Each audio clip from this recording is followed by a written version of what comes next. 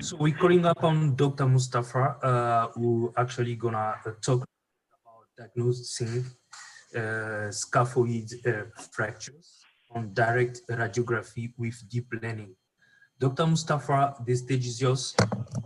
Thank you very much. Can you hear me? I hope there is nothing. We can see your slide. You can hear me as well? I can hear you. Okay, thank you. In this talk, I will talk about using some deep learning techniques to classify radiographs for deciding whether there is a fracture or not inside the radiograph. I am from the Izmir Institute of Technology, Department of Computer Engineering. This is actually joint work with some 3 doctors from the Department of Emergency Medicine, a doctor practicing orthopedic surgery, and a radiologist. So it was, as a computer engineer, it was really interesting and astonishing to work with the doctors themselves.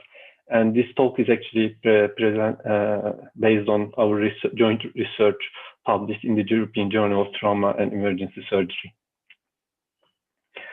So I want to introduce some medical context first. These are the things that I also learned during the study with the doctors. Our study basically targets the emergency room setup. Like almost one third of the injuries in the emergency room are actually hand and wrist injuries, and more than 2/3, 2/5 of these injuries are fractures. And the fracture diagnosis is mostly based on radiographs, like in the slide, because these are actually simple, inexpensive, and the equipment is available in many parts of the country and many hospitals. So basically the emergency room personnel, the emergency department physicians, or sometimes less experienced orthopedists look at these radiographs to come up with an initial diagnosis, also during the night and so on. The issue is that these people are general practitioners mostly, so they are not experts in hand injuries. It's actually possible to improve diagnosis rates by using more expensive and more detailed imaging equipment like computed tomography or magnetic resonance imaging. However, there is the issue of availability and cost, and also CT involves radiation exposure, so they want to basically avoid that. So just to use the radiographs and increase the accuracy of their predictions. So the aim of our study was to test whether we can build an automated decision system that can decide whether a radiograph contains a fractured scaphoid bone or not, to be used as an assistive technology in the emergency room, because I think this is somehow the lower hanging fruit for medical applications of deep learning, where the emergency room, the expertise available in especially specific illnesses is less than when you have time to consult the specialists. So we wanted to compare the performance of a convolutional neural network with that of the personnel usually attending to patients in the emergency room setups, to see how, if there is any room for improvement by providing some automated assistance to these doctors. So the data set we collected was containing around 400 radiographs. Around 192 of them contained scaphoid fractures, and 198 contained scaphoid bones without any fractures. Obviously, it is easier to collect many images, radiographs from patients without the fractures, but we wanted to make sure that the data available is balanced in this case. The advantage of working with the scaphoid fractures is that the scaphoid bone is very close to the wrist, so there is a lot of data available in even a single hospital. And at least for some of these injuries, the emergency room personnel cannot decide using only from the radiograph, so they resort to CT scans. So we can use this CT scan result as ground truth for the radiographs. Normally, it's possible to take multiple radiographs, and obviously the doctor uses extra patient information to come up with the diagnosis. But in this study, we only used the single view wrist radiographs to train the system, test the system. We asked a trained radiologist to mark the scaphoid region, so we are not automatically finding the scaphoid region in the radiographs. We take it as an input to the system, and this region of interest is tightly bounding the scaphoid bone. So we did some processing to crop the images, also taking into account some surrounding region. This is usually done so that you can do some artificial translations. So even if the marking of the scaphoid is not exact, or to basically increase the variations in your training data. And then we resize these images to around 200 by 200 pixels. So the deep learning system only looks at the scaphoid region and some surrounding area in some relatively low resolution images.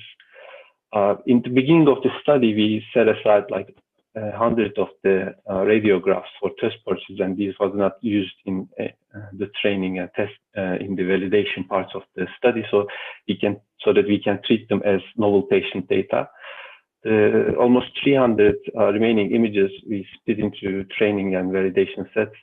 The training data, the algorithm looks at incrementally to decide the parameters of the neural network. The validation data is used during training to see how the training procedure is progressing on some data that's not used particularly in training. So these two sets are actually apart from the test data that we have set aside. I can give some brief information about the training and test setup. So we used a CNN model pre-trained on the ImageNet, a database of images containing more than 1 million images of various natural scenes, using a model called ResNet 50, developed by Microsoft Research. The reason we use a pre-trained model on natural images is that the amount of images we have is quite small, only 300 for training. So it's standard practice to use pre-trained networks and tune these pre-trained networks for your problem. So we did that as well. And then we selected the best performing model on the validation set, which yielded like around 90% validation accuracy. In the test, we took the 100 novel radiographs we set aside at the beginning, and then we compared the performance of the CNN model. An emergency department physician, which is a general practitioner that doesn't have any specific any specialty with orthopedic injuries, an orthopedic specialist that has less experience with hand injuries, and another orthopedic specialist that's actually an orthopedic surgeon that is routinely doing hand surgery operations. So these are the results of the classification by the CNN network and the emergency department personnel. As you can see, the CNN actually did quite well. It only made 16 mistakes, and this is actually above the level of the inexperienced emergency department physician. Most of the mistakes were classifying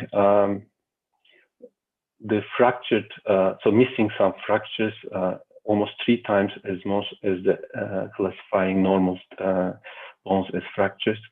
But inside this, actually, around 7 of them are what the radiologists call occult fractures that are very difficult to diagnose using only a single radiograph. And even the experienced orthopedists actually missed those. So these are not very evident. But the false positives by the ED physician and less experienced were on the same level as the CNN network. So the network actually managed to miss less fractures than inexperienced doctors, and we're operating at more or less the same level as less experienced orthopedist. We also looked at the breakdown of the scaphoid fractures that were missed by the doctors and the system, because there are different reasons that there is a fracture. And again, like the errors that were done, especially in the non-displaced distal third category, was better for the network than the inexperienced doctor. So this actually indicates there is at least a possibility to provide some guidance in certain types of fractures, so that these people will have a second look, or maybe again, like will be more inclined to do a CT scan or an MRI, to take an MRI to determine the fracture. So if we look at the results, I would say that we have shown some preliminary results that are promising, like a sanity check, that it is possible actually, even with a limited amount of data and some state-of-the-art but basic networks, to train and help the non-specialists, especially in the emergency room setup. Obviously, this is a small-scale study, and we need some larger-scale studies to validate the findings more. The most important issue is probably the patient data. We were kind of lucky because scaphoid fractures are quite common. So even with a single hospital, you have around 400 data points, which you can at least set aside some for testing purposes. So that was really good. But to train larger models and different architectures, obviously we need some more patient data. I guess another issue is the number of doctors that you can actually interact with in such studies. It is not so easy to also to make evaluations using comparisons of human performance. We probably need also experts working in such areas, and work with more emergency department personnel to see what the relation between the errors being done in the emergency room. I want to just highlight some challenges that we have recognized while doing this study. Basically, the single hospital does not provide enough patient data and personnel to do large-scale studies. So there has to be, I think, a push for coordination at regional or national levels, either by government bodies or some private organizations. So there is the issue of like whether such studies are more easy to do in government hospitals or private hospitals. So there is this coordination. I think I would say that the university departments don't have that, especially like computer departments don't have the required connections and the coordination. There's a need for help from the government bodies and private institutions to coordinate for more data collection and working with more doctors. There is a need for better data annotation and record keeping in the hospitals. Obviously, the one problem is that we were kind of lucky because scaphoid fractures, you usually have these two modalities that you can use higher quality imaging to validate your, to use as ground truth and validate your results. But this is not true for all types of problems in the medical domain.